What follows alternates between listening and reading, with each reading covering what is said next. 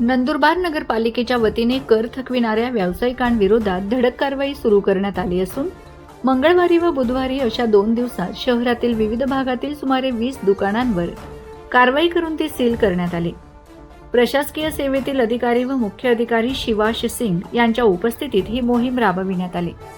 नगरपालिकेकडे मालमत्ता कर, पाणीपट्टी तसेच इतर करांच्या थकबाकीसाठी मोठी रक्कम प्रलंबित असून संबंधित व्यावसायिकांना यापूर्वी अनेकदा नोटिसा बजावण्यात आल्या होत्या।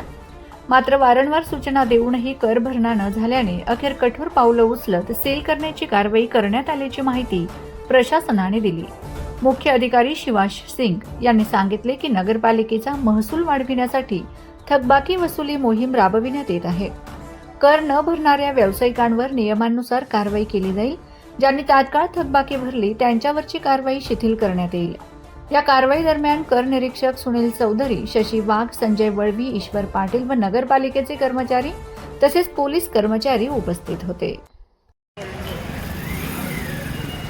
नमस्कार, माझं नाव शिवांश सिंग आहे। मी मुख्य अधिकारी नंदुरबार नगर परिषद आहे।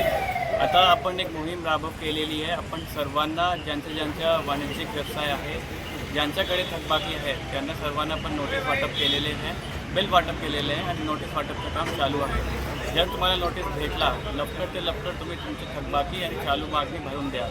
आमचं आता सील करायचं काम चालू आहे। एकदा आपण नोटीस वाटप केले त्याच्या 7 दिवस नंतर आपण तुमचे प्रॉपर्टी सील करणार।